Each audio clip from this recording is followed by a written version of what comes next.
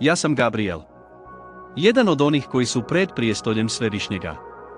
Od najranijih dana stvaranja, bio sam odvojen da donesem nebeske poruke čovječanstvu.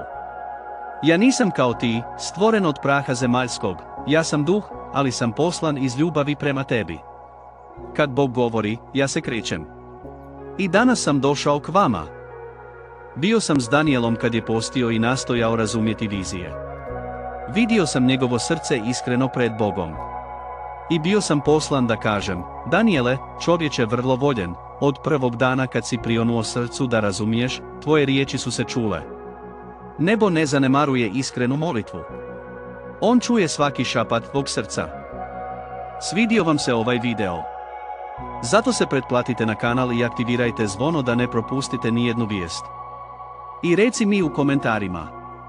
Želite li naučiti kako napraviti ovakve videozapise? Napiši da ili ne, volio bih znati. Također sam upoznao Zekaraja, pravednog svećenika koji je bio umoran od čekanja. Njegova žena Elizabeta bila je nerotkinja. Ali Bog ima vremena za sve. Pojavio sam se u svetištu i rekao, Zaharija, uslišana je tvoja molitva. Doći će obećani sin, Ivan, onaj koji će pripraviti put spasitelju. Nikakvo čekanje pred Bogom nije uzaludno. Ali najsvetiji trenutak. Taj neću nikada zaboraviti.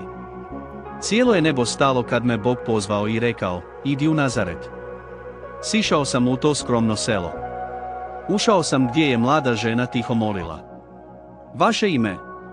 Marija. Djevojka uobičajena u očima muškaraca, ali jako omiljena u očima Boga. Bila je zaprepaštena mojom prisutnošću, ali sam joj rekao, raduj se, milosti puna, Gospodin s tobom.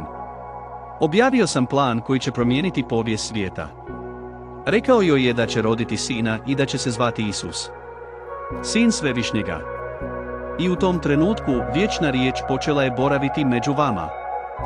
Marija reče, evo, ja sam službenica Gospodnja, neka mi bude po tvojoj riječi. Kad je to rekla, cijelo se nebo radovalo. Vjera mlade žene pokrenula je plan spasenja.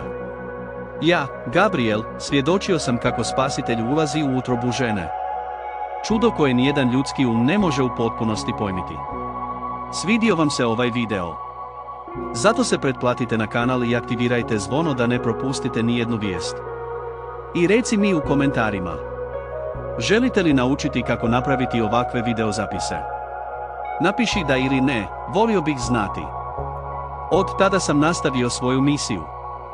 Možda mislite da sam danas dalek, ali slušajte, ja sam još uvijek glasnik Svevišnjega.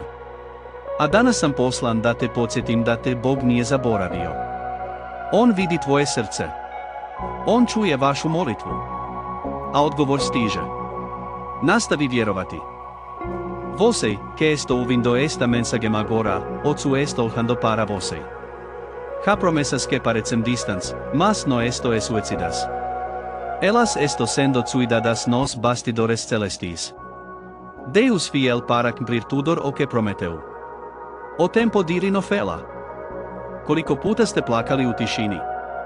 Koliko puta ste se osjećali kao da vas nitko ne razumije? Vidio sam. I više od toga, Gospodin je vidio. Postoje anđeli kojima je dodijeljeno da bdiju nad vama. Ja sam sada poslan da vas podsjetim, vi ste voljeni. Ti si vrijedan. Nebu je stalo do tebe. Koliko puta ste plakali u tišini? Koliko puta ste se osjećali kao da vas nitko ne razumije? Vidio sam. I više od toga, Gospodin je vidio. Postoje anđeli kojima je dodijeljeno da bdiju nad vama. Ja sam sada poslan da vas podsjetim, vi ste voljeni.